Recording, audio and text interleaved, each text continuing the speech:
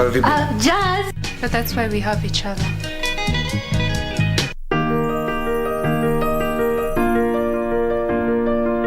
Huchagui familia yako, ni zawadi ya Mungu kwako kama ulivyozawadi kwao. Iwapo unakohoa, unahisi uchungu kwenye kifua, uchovu kila wakati, joto jingi mwilini, unakosa hamu ya kula au kupoteza uzito haraka bila kukusudia na kutokwa na jasho jingi usiku, waweza kuwa waugua TB. Nenda hospitalini ukapimwe. Ikibainika ya kwamba ni TB, utapewa dawa, na ukimeza vizuri ulivyoshauriwa na daktari, utapona. TB yaweza kuangamiza jamii yako. Usikubali. Matibabu ni bila malipo katika hospitali zote za serikali.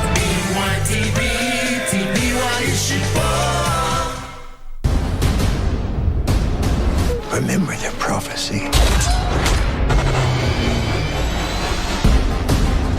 Chosen by the living God. It's his will, but it is not mine. Who is this God who gives you such strength? 3 vows were bestowed upon me. No wine, no touching the dead, no cutting of my hair. Iwapo unakohoa, unahisi uchungu kwenye kifua, uchovu kila wakati, joto jingi mwilini, unakosa hamu ya kula au kupoteza uzito haraka bila kukusudia na kutokwa na jasho jingi usiku, waweza kuwa waugua TB. Busira. Don't take another bite, man. Don't take another bite. You cannot win twice and eat immediately. Here's your fare. Wana Kenyanju, stop changing rules wakati ninasinda. What is it, Kamene? Are you okay? Vyongo kabisa. Vyongwa. Will this one help? TB yaweza kuangamiza jamii yako. Usikubali. Matibabu ni bila malipo katika hospitali zote za serikali.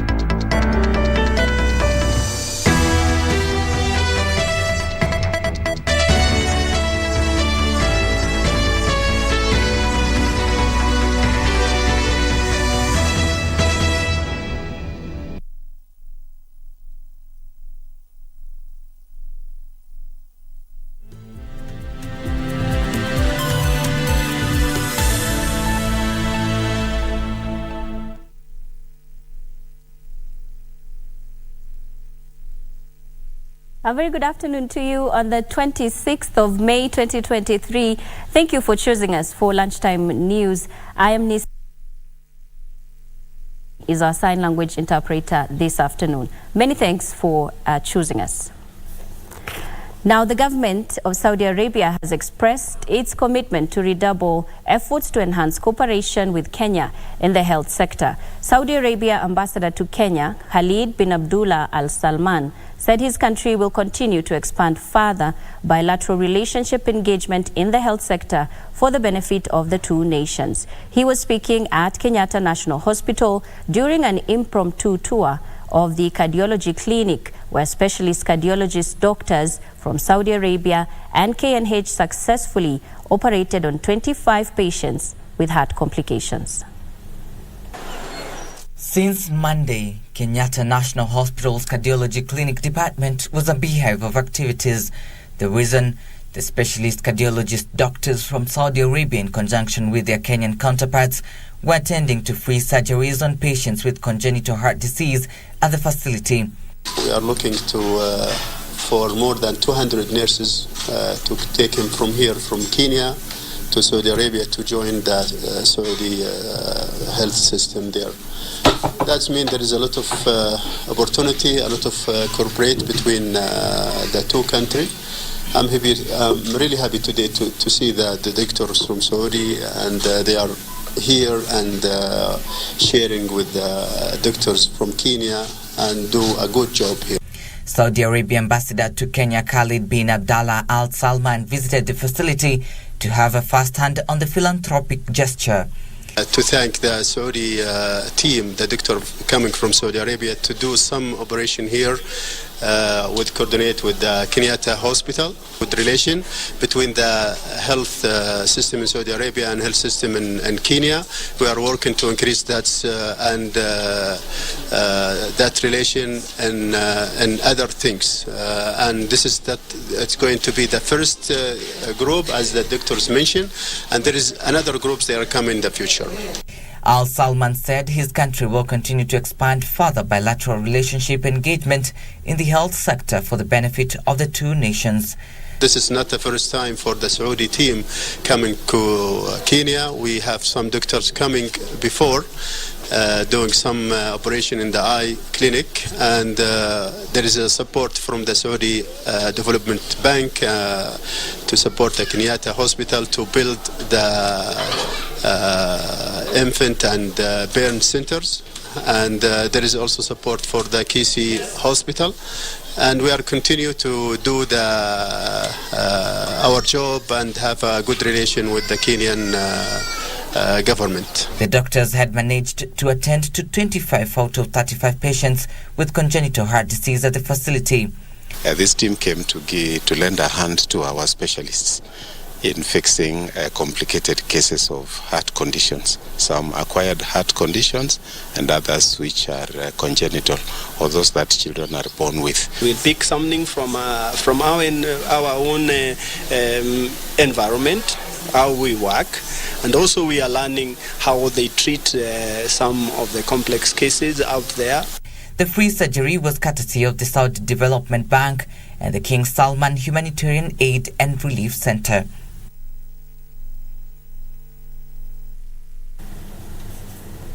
Elsewhere, Embakasi ranching shareholders now want the new directors who were elected in 2019 allowed to occupy the office. The shareholders who camped outside the land buying offices in Ruai claimed they have pursued ownership of their land for the past 40 years without success. The shareholders claim the title deeds which were issued, the majority of them went to the hands of the wrong people. They said they were ready to occupy the office with their new directors, only to be blocked by the police. The current Embakasi ranching chairperson, Lucy Nyokabi Madenge, however, urged the government to provide the current office bearers with security to ensure they sort out the shareholders' problems.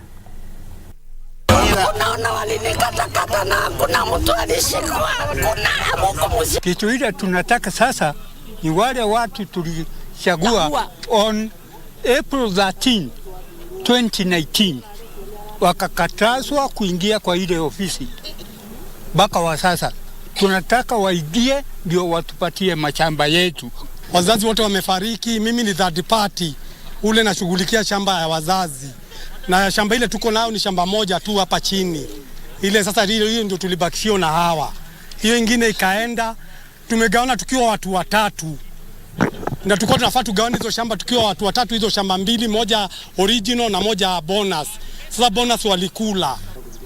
Haya makaratasi ambayo nimeshika ilikuwa ni makaratasi ambao tungetaka CS aipate na ajue shareholders yale malalamiko ambao wako nayo, kwa sababu ukweli wa mambo ni kwamba hii shamba tuliweza tukainunua mwaka wa 1970 to 1983. Wengine wetu tulikuwa barobaro, hata wakati ilikuwa inaanza tulikuwa watoto, lakini mpaka sasa wale shareholders hakuna hata mmoja amepatiwa shamba yake. Shamba imeibiwa na ikapewa watu ambao ni mabwenyenye, watu ambao wako na mali zao na hawakuwako hii mashamba ikinunuliwa. Tunaomba serikali iangalie hii maneno, kwa maana itakuja kuleta vita na zia tutaki vita. Sisi ndio tuko kwa shamba na ndio tuko kwa ofisi na hatuwezi kuondokea, kwa maana wakienda kufanya kesi, wataki kufanya kesi, wanaenda wanasema hatutaki ujaji, hatutaki ujaji. Hiyo sisi tumekataa, kwa maana sisi tunaamini koti.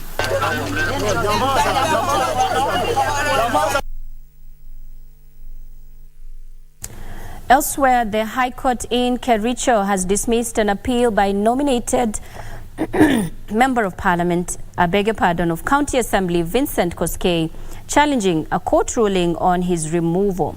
Justice Sargon ruled that the appeal lacks merit. Julius Mutai, an advocate for persons with disabilities, had moved to court to challenge the replacement of PWD's representative Benjamin Kowech. The ruling now means that Benjamin Kowech has been properly nominated and will now be sworn in to start serving at the County Assembly of Kericho as an MCA. Appeal E001 of 2023 in the High Court of Kenya at Kericho was dismissed. That in essence means that the lower court or the trial court judgment that held that a representative of the persons with disability ought to have been one of the nominated members of County Assembly of Kericho was upheld. And what that means is that what only remains is that he's going to be sworn in and he resumes his duties as the member of County Assembly of Kericho.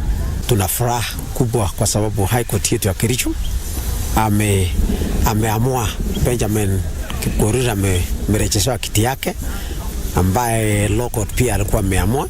Politicians watu wachie nafasi yetu kama watu walio na ulemavu, wasiche tukaenda kutini kila wakati, tufuate laini tupate haki yetu.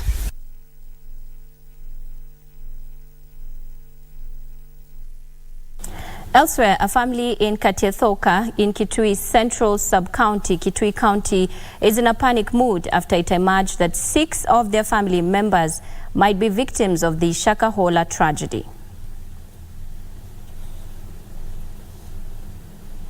Said that he lost communication with his 2 daughters who used to stay at Shimba Hills on the 15th of March after they allegedly left home for prayers and fasting in the forest together with their 4 children. Nilisikia kupitia kwa television kwa sababu niliona watoto wawili walikuwa wameokolewa huko Shakahola. Sasa wakasema kuna wakati waliambiwa waende huko wakafunge ili wakafunge mpaka wakutane na Yesu. Sasa kuna wakati ilifikia niliposikia hivyo nikasikia watoto wangu wameondoka kutoka huko Simba hili. Na sijui walienda namna gani. Tuliongea nao dakika ya mwisho tarehe 15.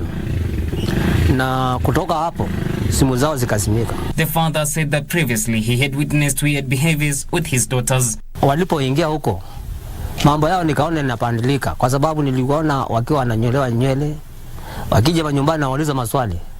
Kwani mmepandilika hivyo kwa nini? Hawanijibu. Kwa sababu wameolewa na siwezi kuambia chochote. Wao wakaendelea na kukaa huko. Kija nyumbani wanaambia hata kusoma ni shetani. Kila kitu kikawa shetani. Hata watoto wao walikuwa wasomi. Nikawauliza mtakaa maisha hayo mpaka lini? Sasa nilipoongea na wao hivyo wakaniambia kila mmoja apate imani yake. The family's efforts to search for their 2 daughters and their children has hit a snag and are now urging the government and well-wishers to help them trace their kin. Nilitembea hata kwa MP wetu, nikatembea hata kwa governor, sikuona usaidizi yoyote. Ningetamani sana niende huko nikasaidiana na wale ambao wako huko tuwatafute. Lakini ule uwezo ambao sina uwezo. John Kahiro for Lunchtime News.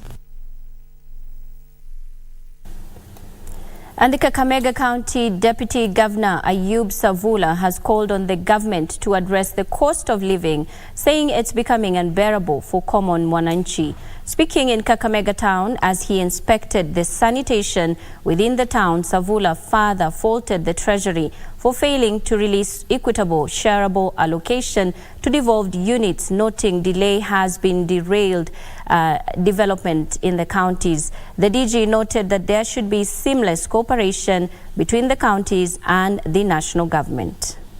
Serikali ya William Ruto, please heshimu devolution. Tuma pesa ikuje mashinani. Akituma pesa ikije mashinani, gorogoro itashuka. Vijana tutapatia kazi mashinani. Wengine tutaandika wawe na uniform kama huyu. Kila mtu awe na nafasi mahali pa kukulia.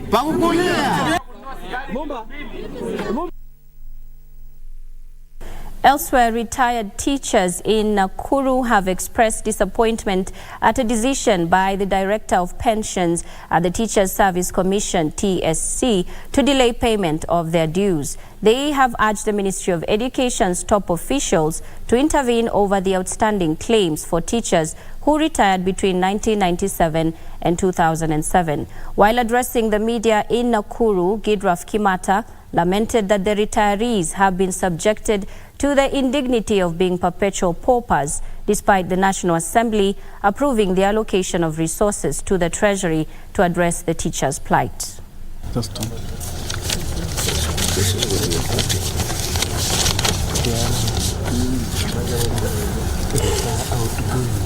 The records delivered to us through our lawyer indicates that only 7,000 teachers have received their enhanced pension. However, even the ones who have received their dues have been grossly underpaid due to the fact that the Teacher Service Commission has never, and I repeat, has never involved the plaintiffs in calculation as ordered by the Court of Appeal, which delivered the judgment in Nakuru on 12th October 2010. The TSC continues to apportion the blame to the pension department, while in its part, it hasn't implemented the National Assembly resolution of 30th April 2015 that the money and an order from the High Court Nakuru of 15th August 2016, which states that the money due to the beneficiary should be paid starting from those who retired from 1997 and moving onwards.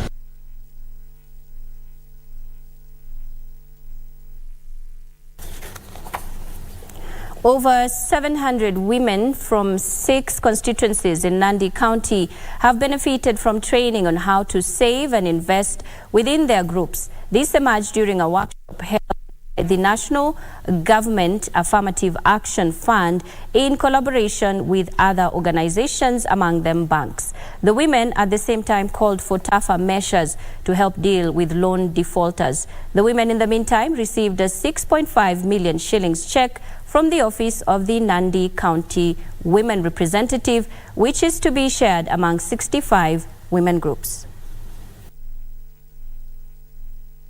Kugawia kikundi kila mtu shilingi 5,500 na ile ingine tununue tenga ya kushaga mahindi na kununua mahindi, tutakuwa tumeendelea na umaskini utakuwa umeondoka.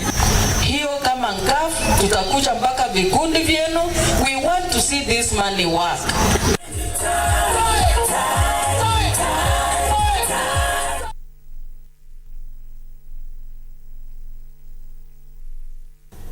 Masalani town in Garissa County will be officially elevated to a municipality status by the area governor Nathif Jama. Subsequently, the Garissa County Assembly Committee on Lands, Housing, Physical Planning and Urban Development held a vetting session for the nominated members to the Board of Municipality. Speaking after the vetting process at the County Assembly, the nominated committee's chairperson, MCA Khadija Idris Mohammed, said that the board will work on revenue collection, planning of the town, street lighting, provision of clean water, among other duties. The upgraded town of the county will be able to get national and international recognition, which will in turn enable them to raise their own funds, even from foreign development partners. The town has met the population threshold of 70,000 to 249,000 as contained in the Urban Areas and Cities Act of 2011.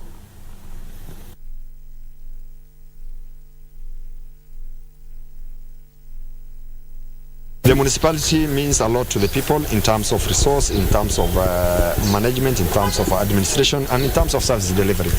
I think Masalani will now be autonomous in terms of resource, in terms of revenue collection, and with the granting of municipality, Masalani will now get grants and fundings under the Kenya Urban Support Program, just like Garissa Municipality. We thank His Excellency Governor Nathif Jama for giving Masalani a municipality. And we know there are 2 other sub-counties which are on the pipeline. that is Dadaab and Bugra, and we should also be given the charter very soon. This means that the governor is allowing resources to be developed more.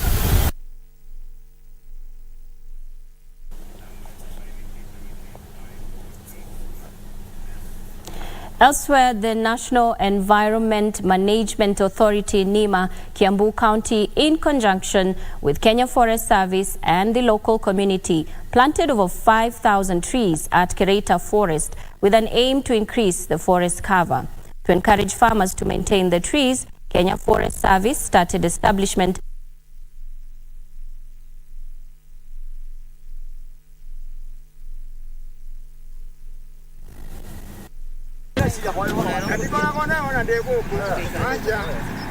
The National Environment Management Authority, Kiambu County, in conjunction with Kenya Forest Service, launched a tree planting exercise to boost the proposal by Kenya Kwanza government of planting 15 billion trees by the year 2032. According to Thomas Kipto, Kiambu County Forest Conservatoire, in Kericho Forest there was a section which has been hit by landslide and the soil is getting eroded, hence the need to plant more trees in the area. Mnaona landslide, it is moving faster towards this other area mahali cha kuwa affected. So planting these trees, which we have done today, 5,000, itachangia kubwa sana kuzuia momonyoko wa udongo na itasuia pia hii landslide. Na tumeweka mikakati tukishirikiana na KFS na CFA kuhakikisha hiyo miti tumepanda leo itandumu na itakuwa kubwa, kwa sababu nia si kupanda, ni kuhakikisha ni tree growing. He said the KFS has started establishment and livelihood schemes which have allowed the surrounding community farmers to plant low cover crops which cannot affect the planted trees. Wanaruhusiwa kupanda mimea haina yeyote ile iwezi duru miti ile imepandwa. Tuko na low cover crop kama viazi, kama mboga vile tunaona hapa hivi sahihi. Naomba wananchi wale wako hapa, wale wanalima hii mashamba, ni kazi yenu tulinde hii miti tumepanda. The officials said that once the trees grow, the farmers will be moved to a different area to cultivate crops, with the latest directive issued to allow farmers to plant maize. For Lunchtime News, I am Teresa Mutai.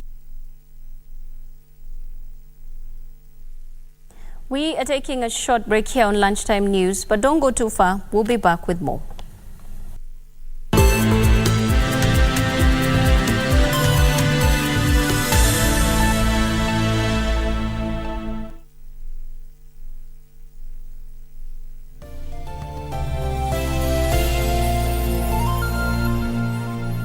Iwapo unakohoa, unahisi uchungu kwenye kifua, uchovu kila wakati, joto jingi mwilini, unakosa hamu ya kula au kupoteza uzito haraka bila kukusudia, na kutokwa na jasho jingi usiku, waweza kuwa waugua TB. So she introduced me to my first cigarette, and her brand was a brand I never liked, so I moved to menthol, and I stuck with menthol cigarettes for 19 straight years. Yeah.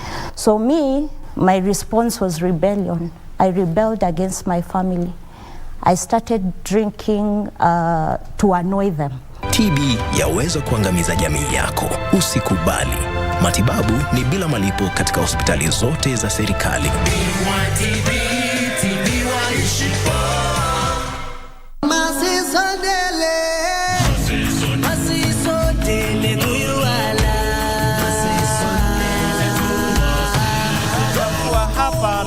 Ametuahidi la azidannakum, nitawazidishieni. Yani iwe itakavyokuwa, ikiwa sisi ni watu wenye kumshukuru Mwenyezi Mungu, Allah atatuzidishia kwa neema mbalimbali ambazo kwamba tunazijua na zile tusizojua.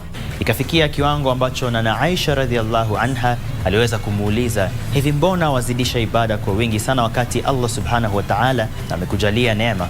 Basi Mtume Muhammad sallallahu alayhi wasallam alijibu kwa kuuliza, je, sipaswi kuwa mja mwenye kumshukuru Allah subhanahu wa ta'ala ambaye ni Mola wangu? That's the power of remembering Allah.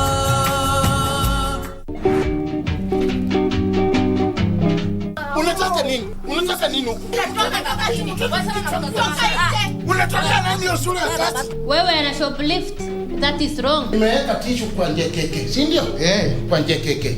Keke ni nini? Nje keke ni nini mheshimiwa? Si nimekwambia ulitumie lugha ya taifa ile tutaelewa. Hata mimi koona kwa CCTV nini ikoweka hapo Dani hapa Dani. Najua kiini. Wewe unajua mheshimiwa. Ongea. Namaste. Namaste. Basta na Manchester Press Council. Are baba yeye iko sema nini? Mimi hapa najua hiyo. Ni watu wawili mnaishi aje ndani? Tunaishi tu ndani ya nyumba. Romantically. Tunakuwa hapa mnagombana tu saa yote kwanza mwingie hapa mnagombana. Ni vile tuko mbele ya watu. Ndio mnagombanaga mbele ya watu. Na sasa hawa watoto wote unawaleta duniani kuwapatisha tabu ya nini? Nani alisema yuko na sahani yao?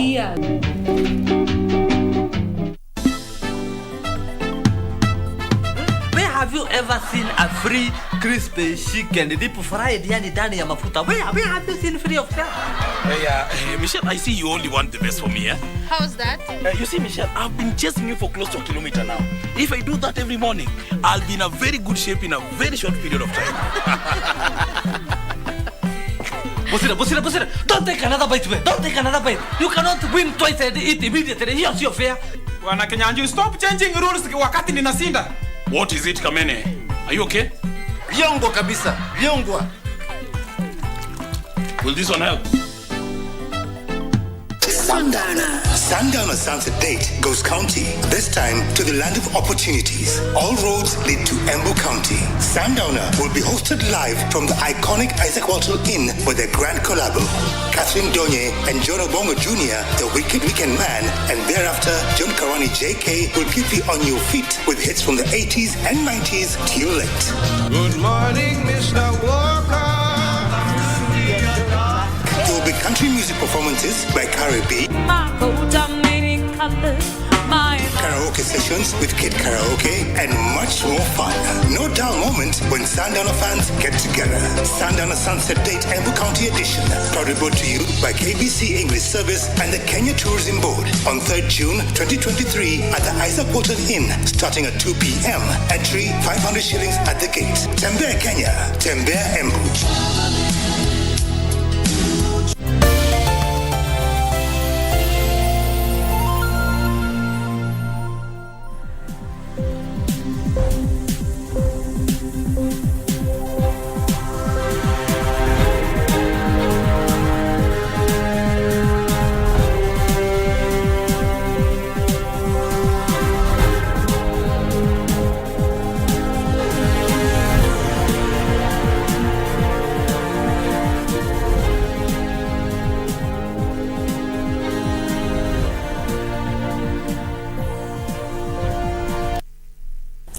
Welcome back. Thank you for staying with us. It is now time for business.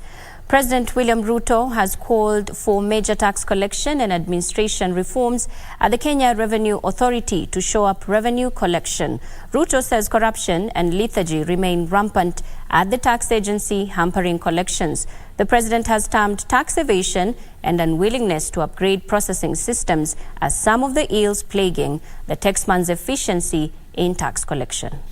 Appearing in person to file his tax returns for the financial year 2022-2023, a seemingly irate president took a swipe at the taxman on account of complacency in tax evasion matters. You know what I'm saying is true.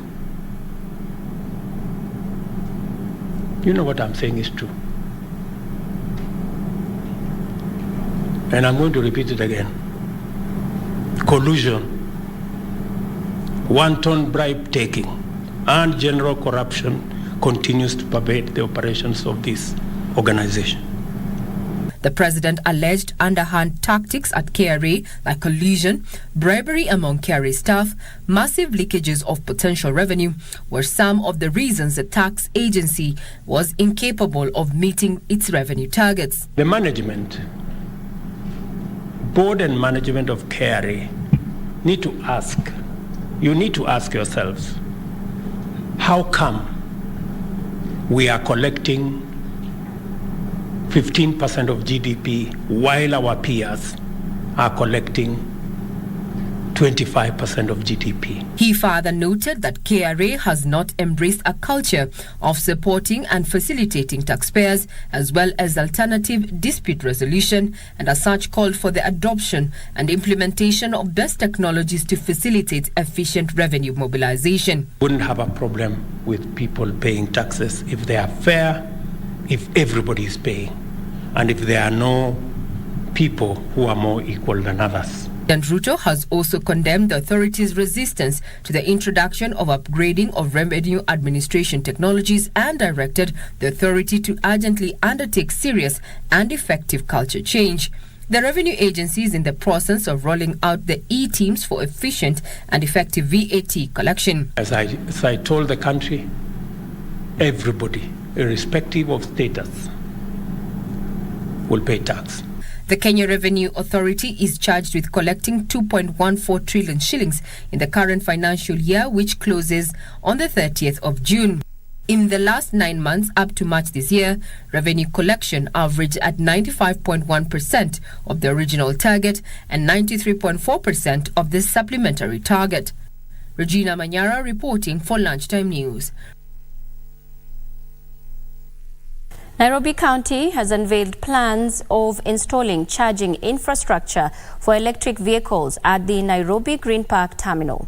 This move is geared towards incorporating e-mobility into its transportation strategies. Boniface Nyamo, the Chief Officer of Mobility in Nairobi County, says the national government should, however, give tax incentives to help in the effective adoption of e-mobility. Nyamo says Nairobi's electric mobility is promising based on the demand for electric vehicles as well as the growing number of related innovations and startups.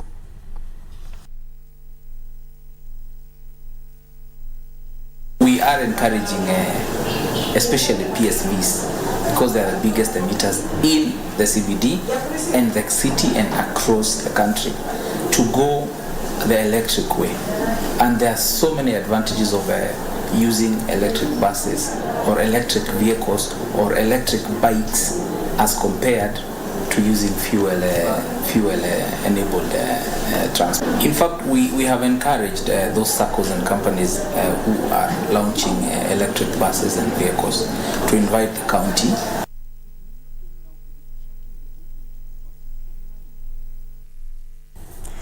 An increasing number of young people are embracing entrepreneurship as to utilize their skills to earn a living. Nairobi-based Thomas Mudhui found his niche in making and selling bags and is now an employer. Here's this week's episode of Young and Industrious.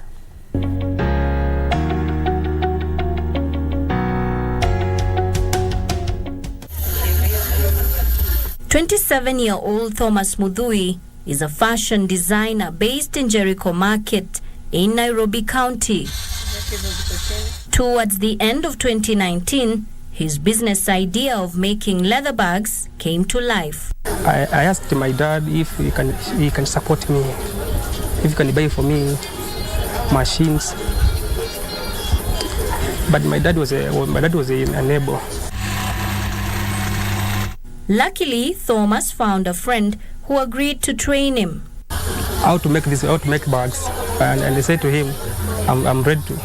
I trained for like 6 months.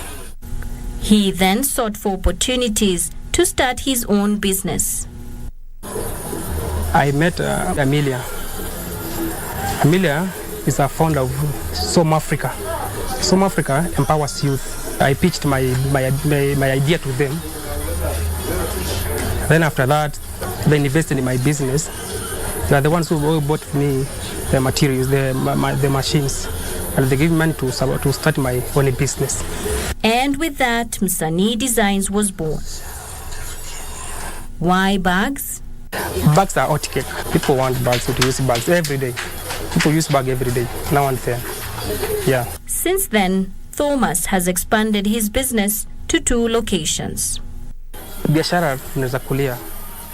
We have big orders. Deficit ni kubwa. Because sometimes napata order by kama 1,000 pieces. Hiyo ni pesa mzuri. Skills pay still lazima tukue kwa ofisi. Unarealize when ukijua kuna you have a talent, use your talent to produce something. Utakuwa unajilipa. Si lazima tuandike kwa ofisi zote. For Thomas Musyoka, this is where he gets his daily bread from. It is also an avenue that he uses to touch the lives of many other Kenyans, literally one bag at a time. Reporting from Kericho Market in Nairobi County, I'm Nissie, Imano.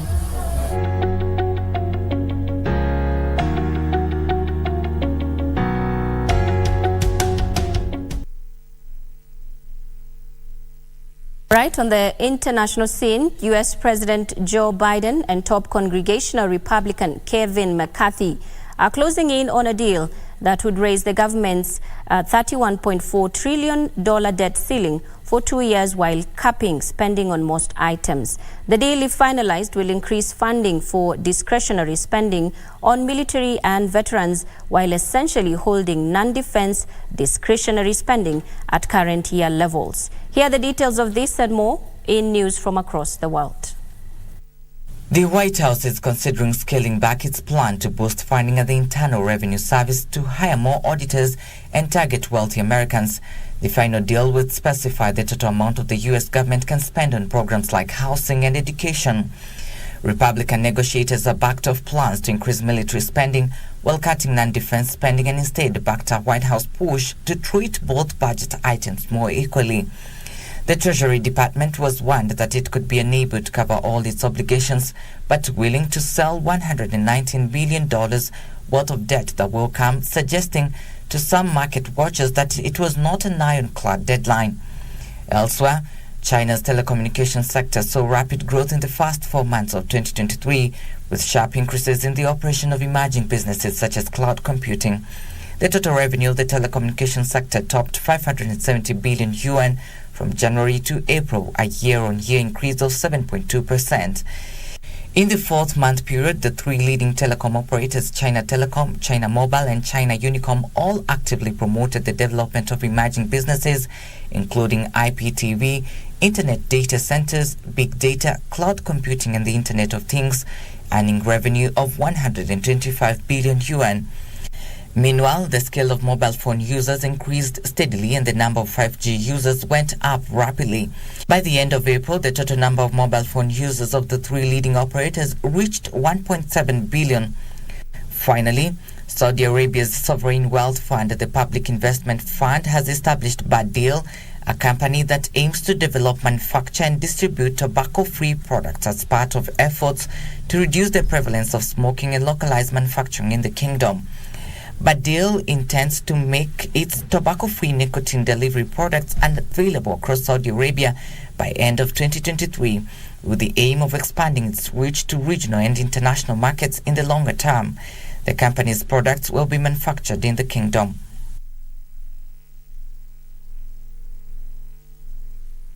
On the African continent, the South African rand plunged to a new record low overnight amid economic and interest rate concerns. The rand crashed to a record low, reaching 19.83 rands per dollar Thursday night. The currency has now lost almost 26% of its value over the past year. In the past 2 weeks alone, it has plunged 8%. More details on this and other stories in our African business news.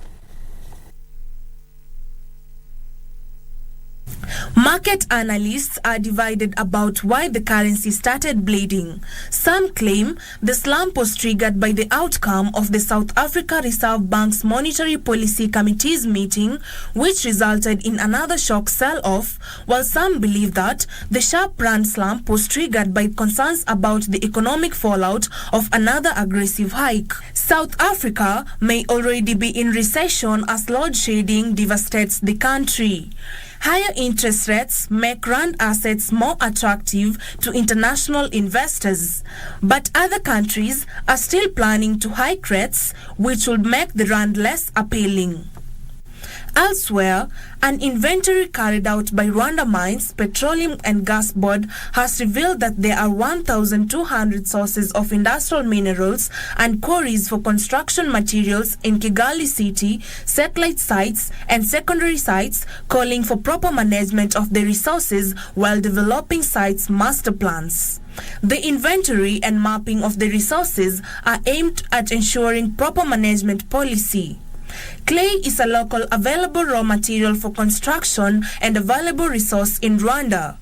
The Rwandan mining sector has undergone wide reforms and is now among the highest foreign exchange earners for the Rwandan economy. Rwanda's mineral exports generated $683 million, an increase of 52.3% compared to $448 million in the January-November 2022 period. Finally, during the 2023-2024 fiscal year, the Works and Transport Ministry of Tanzania intends to invest 3.418 trillion Tanzanian shillings in development finance, with more than 2/3 of the funds targeted for 6 important projects. The building of 7 new highways, the ongoing construction of the standard gauge railway, and port upgrades are among the projects for which 2.3 trillion Tanzanian shillings of the ministry's development expenditures will be allocated. A new aircraft purchased by Air Tanzanian Company Limited, the construction of railway infrastructure by Tanzania Railways Corporation, and the purchase of restoration of ships are also on the list.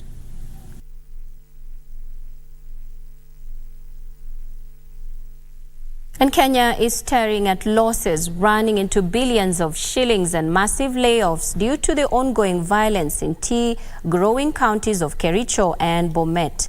The East Africa Tea Trade Auction says the continued invasion of large-scale tea estates is scaring investors, creating uncertainty in the tea subsector. This week, thousands of people descended on the Ikatera Tea Company's South Rift region farms, burning huge sweats of tea and vandalizing tea plucking machines. These were the scenes in Bomet, Nandi and Kericho counties early this week. Thousands of violent mobsters descended on Ikatera Tea Company's South Rift region, burning tea plucking machines and torching tea farms. The locals were complaining about poor pay and subdivision of some of the communal lands. This forced the company to close business indefinitely after suffering losses running into close to 200 million shillings. If they decide to stop presenting their tea in the auction, we foresee a catastrophic impact on the Mombasa tea auction. The East Africa Tea Trade Auction says the events in these 3 counties have put a damper on the subsector, creating uncertainty in the industry. Also noting that Ikatera also has plantations in other regions in Tanzania, and right now there are developments in that area which will adversely affect our auction. Because if this investor shuts operations in Kenya, they'll be looking at the other operations in Tanzania. And there are also possibilities of other emerging auction centers. And the Mombasa tea auction will lose. Yet board chair Arthur Sewe is calling on the government to act firmly to stem the crisis rocking the tea industry in the North Rift. Na vile sisi tunaomba serikali ni ihakikishie wawekezaji ya kwamba ile pesa wamewekelea na kazi yao inalindwa. If we find, we have already sent out a circular to our members, that our members who are running those factories are involved in absorbing the leaf that is illegally plucked from those plantations, we will straight away dismiss them. The large-scale tea companies account for 40% of all the tea produced in the country, while the rest is produced by small-scale farmers under the Kenya Tea Development Agency. Trevor Ngende for Lunchtime News.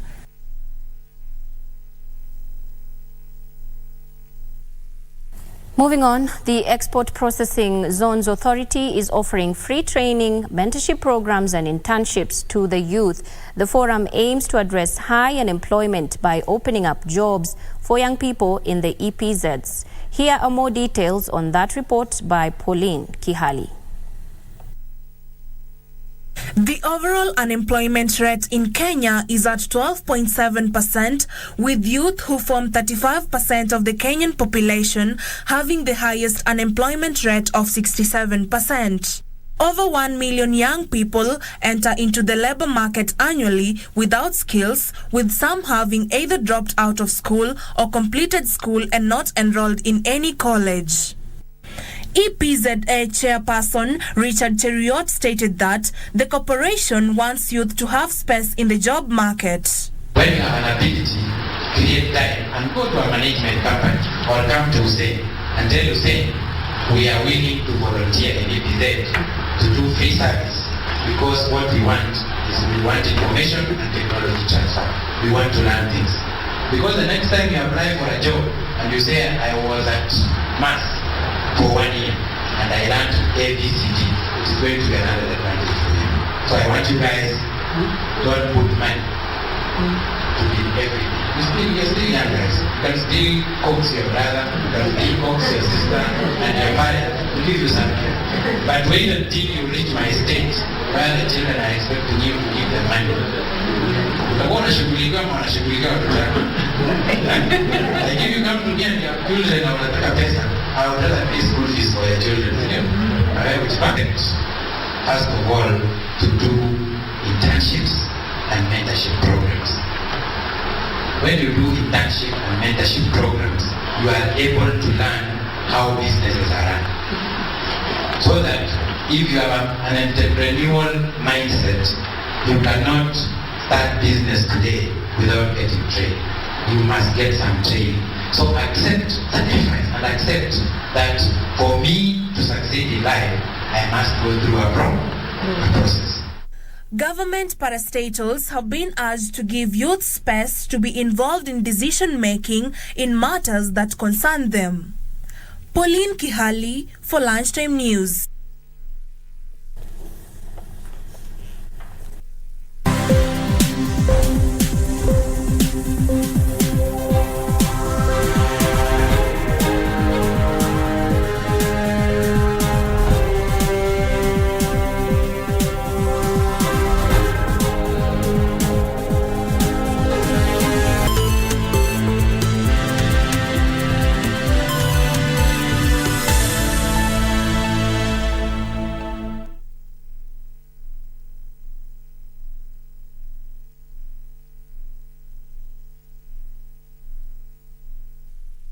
Five people have died and several others injured in a violent clash between police officers and irate civilians at Isebania, Migori County. The deaths were reported after a mob that was transporting the body of their deceased friend for burial stormed Isebania police station.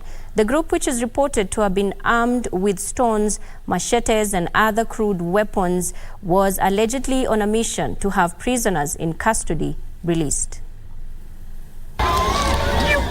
These ugly scenes paint a clear picture of the riots and gunshots that rented the air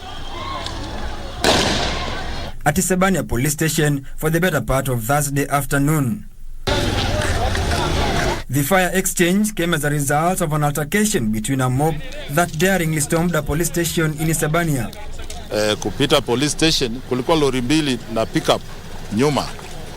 Kumbe hii pickup iko na mawe na lori zimebeba vijana ambayo walishuka mara moja na kuanza kuattack police station.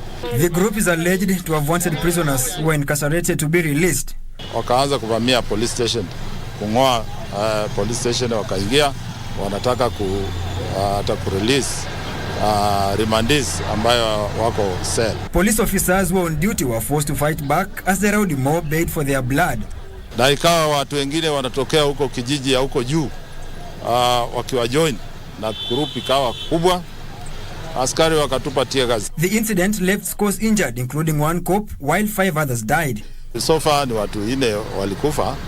Wenye kuumia wale tuliona hospitali walikuwa 3, ingawaje nasikia wengine walikuwa wanabebwa wakipelekwa wakifichwa. The situation has been contained with security beefed up, where the 5 bodies have been moved to a St. Akidiva Mindira Mabera Hospital awaiting post-mortem.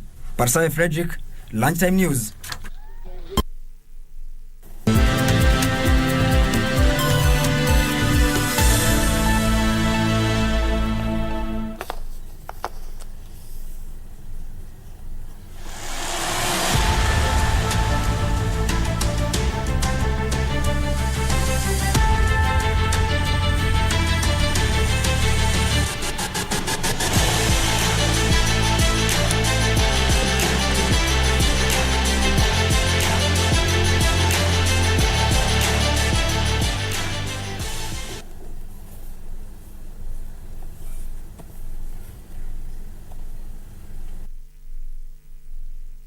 Government has sponsored this year's WRC Safari Rally to a tune of 1.486 billion Kenya shillings. Sports Cabinet Secretary Ababu Namwamba made the announcement Friday morning after meeting sponsors of the WRC Safari Rally slated for June 22nd to 25th in Naivasha, Nakuru County.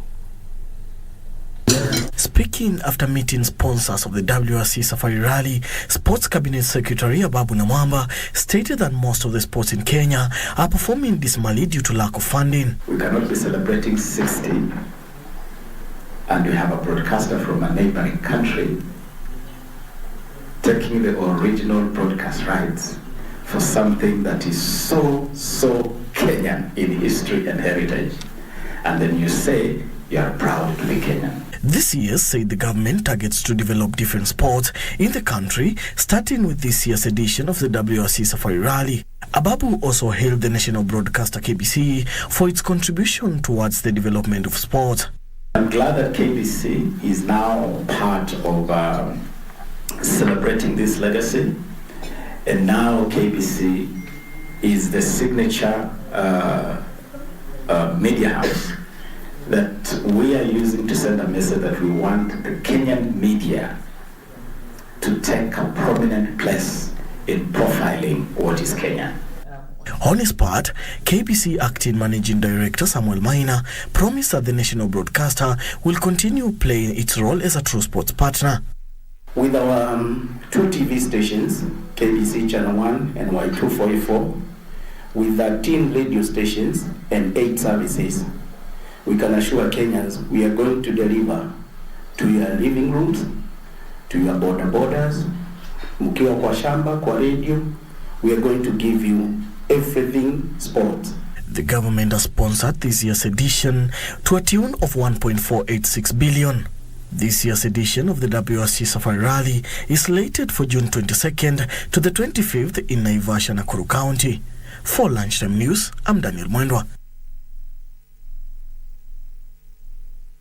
Moving on, Manchester United booked their Champions League place with a game to spare thanks to a comfortable 4-1 win over Chelsea at Old Trafford. The Blues suffered their 8th defeat in 10 games under Frank Lampard and their 16th overall in a lackluster 2022-2023 season. Miro's header in the 6th minute put the hosts in front with Anthony Martial's